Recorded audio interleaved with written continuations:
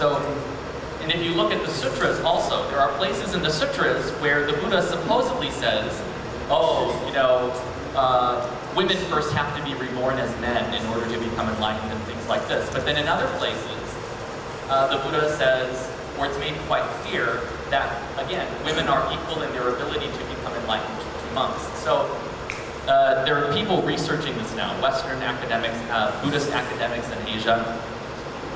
And my personal opinion is that the Buddha taught equality.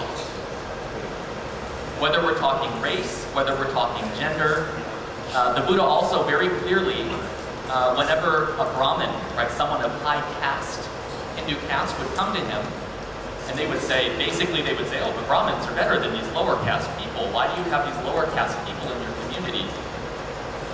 He would essentially tell them, you're full of nonsense, this is ridiculous. Your caste doesn't mean anything. The important thing is the quality of someone's mind. So the Buddha undermined all of this discrimination again and again and again. So my personal opinion is that because we see all this contradiction in the Buddhist literature, whether women are equal or not, my personal opinion is that the Buddha taught women are equal in their capacity for enlightenment to men. And then the discrimination that we see, like in the Vinaya, these special rules, it was added later. Because later generations of men who became monks, they grew up in a culture that said women are less than men. And so when they saw the Buddha's teachings of equality, they couldn't understand it. And so my personal opinion, nobody can prove this, but my personal opinion is that the Buddha taught equality and that the discrimination that we see in the sutras and in the Vinaya was added later by men who were ignorant and who couldn't see that, women are equal in their capacity for enlightenment. But nobody can prove that. That's just my opinion. But that's based upon looking at the sutras, looking at the research, and seeing all of these contradictions that don't make sense. So thank you very much for your question. That was a very good question. Yes?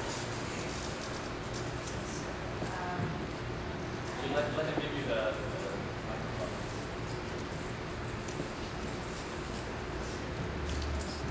In your last lecture, 1 hour ago, you said concerning the same history of Venerable Thích. So you say that the religion discrimination between from the ZM government and from the communism. So from my point of view, I see that there is a big difference, because at the time when our Thích have come Bodhisattva after burning himself and so on.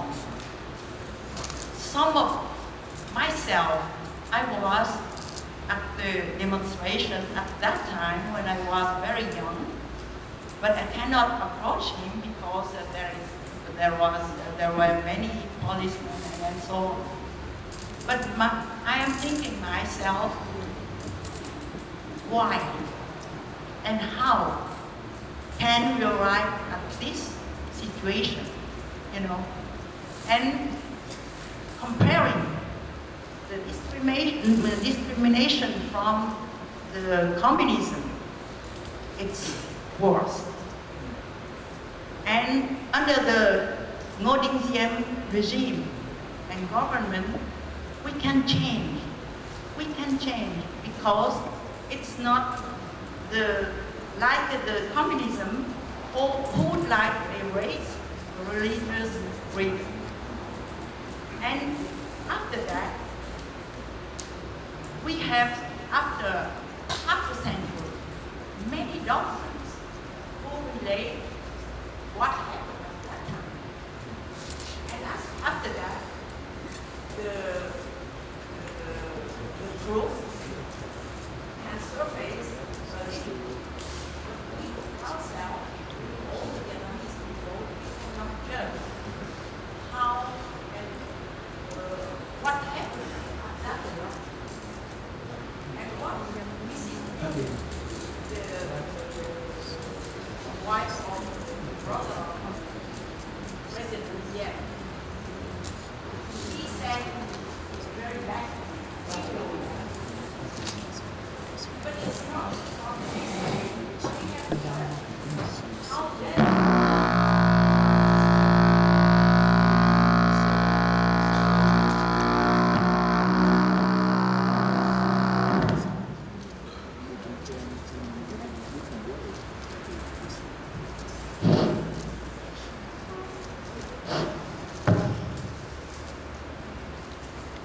of our level is two parts. One part is communism, Vietnamese communism, and is also, I don't know, from which part. And sometimes all the war also is misleading to that. The second point that I asked you also is blind faith, admiring faith, and confident faith. If blind faith is, we have a blind faith, yeah, can we, after that, enlighten? Is my second question. As to the situation in Vietnam back then, as I mentioned at the beginning of the talk, all of you know that history far, far better than I do, especially those of you who lived some of it, or all of it. Which is, and partly there's very little information about those monks that I was speaking. There's very little information on them in English that I was able to find. That's part of the reason why I kept it very general. So I'm really not the best person to discuss the situation in Vietnam before the communists and after the communists. I felt a little funny when I started to give the talk and I saw all of you sitting here. I'm like, why am I talking about this? Some of you were there. So, but Venerable, most Venerable Dikben Lee asked me to mention these three monks, and of course that was part of the history. So I really can't say anything more about them. I can, however, talk about those three kinds of faith. Actually, it was admiring faith, then yearning or longing faith, and then confident faith. What I said was that blind faith actually has no place in the Dharma. Blind faith is not knowing anything and just saying, I believe, I believe, I believe. It's kind of useless. If you don't understand the Buddha's teachings, you cannot make any progress. If you don't have any access to the Buddha's teachings, say maybe because in Vietnam, the oppression that's happening now, in Vietnam, maybe you're in a small village in the mountain and your temple has been shut down or something. The government got rid of the monks or whatever. I don't know. For whatever reason, if you don't have access to the Dharma, it's better to just chant Namo Yidapat, Namo Yidapat than to do nothing. But the point is with these three kinds of faith, this admiring faith that we begin with maybe, where we just kind of like the Buddha. The Buddha looks nice, and we heard a couple of things. Oh, Buddha's compassionate. Okay, that's nice. What's good about that is if it leads us to the longing faith and then confident faith. If it ultimately leads us to confident faith, then this admiring faith, this very basic, uninformed, uneducated faith is good. But it's not good to stay there.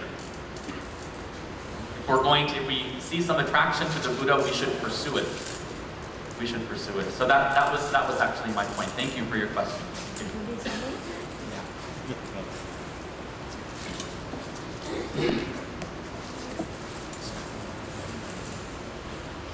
As you talked in the lecture this afternoon, that by taking the Bodhisattva vows, that we don't have to achieve all together, at once, and we do slowly. I know some of the Vietnamese Buddhists won't step up and take the Bodhisattva vows because they are so afraid that they are not able to keep them. So if a Buddhist, the one who took the Bodhisattva vows, and for some reason they cannot keep them perfectly, does it mean that person violate the vows and have more guilt than the one who don't? Thank you.